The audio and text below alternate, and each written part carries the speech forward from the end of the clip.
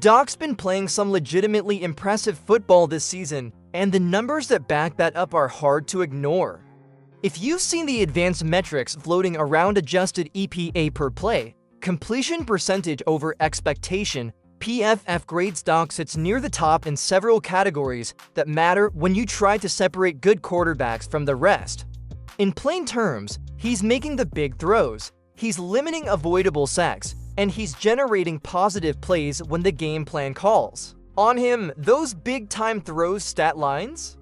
He's near the leaders. That's not fluff. That's the kind of play that consistently moves an offense and pressures defenses into mistakes. You can see it on the tape. Tight window completions, smart reads under pressure, and the kind of timing that elevates an entire passing attack. But here's the uncomfortable part. Outstanding QB play hasn't translated into consistent wins for the Cowboys. On paper, Dak's numbers look elite, yet the team's record and point differential don't match that grade. Why? A lot of it comes down to the supporting cast, the handful of situational issues that aren't his fault. Drops have been especially damaging. Receivers failing to finish plays that Dak puts in the right spot cost drives, momentum, and in a few games, the difference between a win and a loss.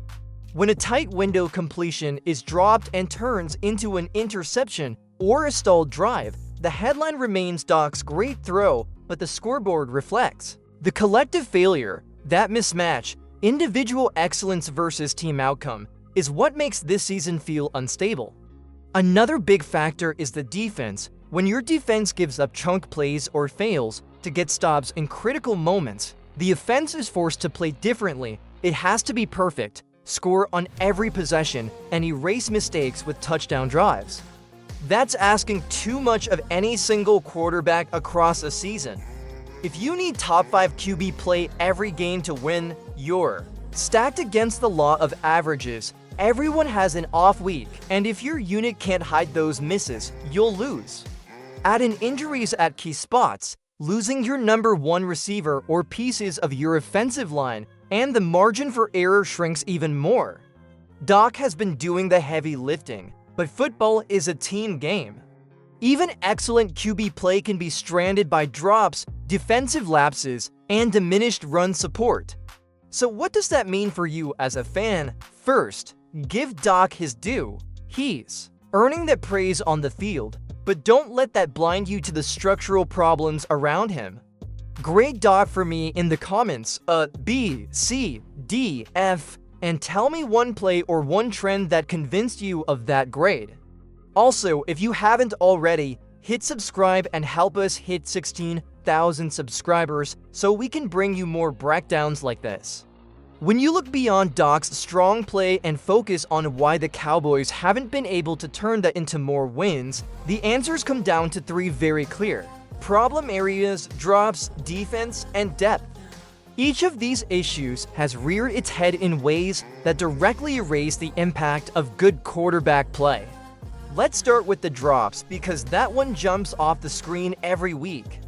You've probably noticed drives where Dak makes the right read, delivers a catchable ball, and instead of moving the chains, the receiver flat out fails to secure it. That doesn't just hurt the stat sheet, it kills momentum. Even worse, sometimes those drops turn into tipped interceptions. Imagine putting together a great series, reading the defense perfectly, and then watching it end because your target couldn't finish the play. 1 or 2 of those moments a game is enough to swing the outcome entirely. The second major culprit is the defense. This unit has not been reliable in the second halves of games, and when you can't get stops after halftime, your offense is under constant pressure to be perfect. Think about those losses where the Cowboys actually had chances late, the defense couldn't buy a stop, and Dak was left having to chase points. That's not sustainable. Every quarterback, even the best, will have a game or two where timing is off, protection breaks down, or simply the opponent schemes well. If the defense can't step up in those games, the record will always lag behind what your QB talent says it should be. And then there's depth, which ties right back to injuries. Losing your number 1 receiver, that forces role players to step into jobs they may not be ready for, missing multiple offensive linemen? Now Dak is pressured more often, the run game struggles to stay balanced, and the timing of the whole passing attack gets disrupted. When one or two starters go down, good teams have backups who can at least stabilize. The Cowboys haven't always had that, and you can see how much that weakens the foundation.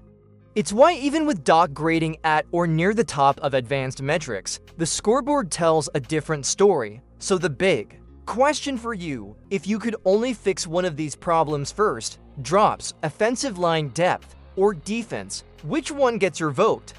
Drop a number in the comments, 1 for drops, 2 for offensive line, 3 for defense. I'll read through and see where the majority of Cowboys Nation stands. And don't forget, if you want to see this team fix those problems and get back on track, hit that like button. Every like tells YouTube that Cowboys fans are here and paying attention. Jake Ferguson has quickly become one of the most talked about names on this Cowboys roster, and for good reason. When you look at the raw volume numbers, he's right up there with the league's most targeted tight ends. He's leading the position in targets, he's first in catches, and he's second in total yards. If you only judged by those stats, you'd think he's on track for a breakout year. But when you dig deeper, there's something missing that keeps Ferguson from being the kind of weapon who tilts games in the Cowboys' favor. The issue is yards after catch, and more specifically, forcing missed tackles. Last season and the one before, Ferguson was excellent at creating extra yards on his own. Every fourth catch, he was making a defender miss. He averaged more than 5 yards after contact, and that turned short gains into chain movers. This year, though, that production has dropped sharply. He's forced only a couple of missed tackles all season, and his yards after catch per reception has slid down too. Barely over 3, that might not sound like a huge deal, but it completely changes third down situations. Think about how many times you've seen him catch the ball just short of the sticks on third down, only to get tackled immediately. That's the difference between keeping the offense on the field and sending out the punt team. Now, don't get me wrong, Ferguson is still valuable. He's reliable, he knows the playbook, and Dak trusts him to be in the right spot. But reliability alone doesn't scare defenses. To really step into the role that many fans hoped he would, Ferguson needs to bring back that elusiveness after the catch. Otherwise, he risks being seen as a volume player who racks up stats without providing those game-breaking moments. And in an offense missing its number one receiver, that missing element becomes even more noticeable. There's also a conversation brewing about Brevin Spanford. Even in limited snaps, he's flashed as both a blocker and a playmaker. That huge catch-and run against the Bears, sure, it was called back, but it showed what he can do in space. He's bigger, stronger, and has the kind of physical style that wears down defenses. When you compare that to Ferguson's recent struggles with creating after the catch, it makes you wonder if the Cowboys should experiment with giving Spanford more snaps in 2 tight end looks. That would not only balance the run game, but also give Dak another target who can turn a simple catch into a big play. So, here's what I want to know from you. Do you think the Cowboys should keep feeding Ferguson, hoping he bounces back into that missed tackle machine we saw before, or is it time to start shifting some opportunities towards Spanford? Drop a yes if you want to see more of Spanford in the rotation, or a no if you believe Ferguson just needs more time to settle into his role. And while you're at it, hit that subscribe button. We're on the push to 16,000 subscribers, and every single one of you helps this channel keep going strong. So where do the Cowboys go from here? On one hand, you've got Dak Prescott playing at a level that should put this team in the win column far more often. On the other, you've got Jake Ferguson catching a ton of passes but leaving meat on the bone after the catch. The solution isn't simple, but there are steps the Cowboys can take right now to get more out of both their quarterback and their tight end, while also putting the team in a better position long term. Short term, the focus has to be on maximizing what you already have. For Dak, that means giving him as much help as possible in the form of smarter play calling and cleaner execution. If the drops continue, then the staff needs to design more plays that get receivers open in space where the throws are easier and the catch is more secure. That's not about babying Dak, it's about reducing the chances of wasted opportunities. The offense could also lean on more 2 tight end sets with Ferguson and Spanford, creating mismatches and improving the run game, which in turn makes play action more effective. If Ferguson can't find his yak magic right away, at least the team can benefit from his reliability while Spanford adds some physical spark. For the defense, the adjustments are just as critical. No quarterback, not even one playing as well as Dak, can carry a team if the defense keeps giving up momentum-shifting drives. That means better execution, more discipline, and maybe even some schematic tweaks. Until that side of the ball steadies itself, the Cowboys will always feel like they're balancing on the edge of collapse no matter how many points the offense scores. Looking long-term, roster building has to be front and center.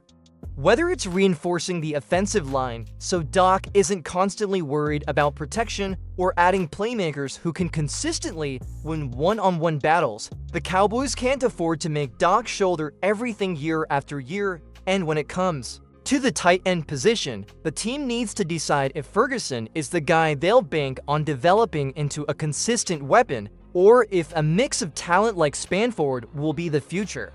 Both directions are viable, but the decision can't be delayed forever. Now I want to hear from you.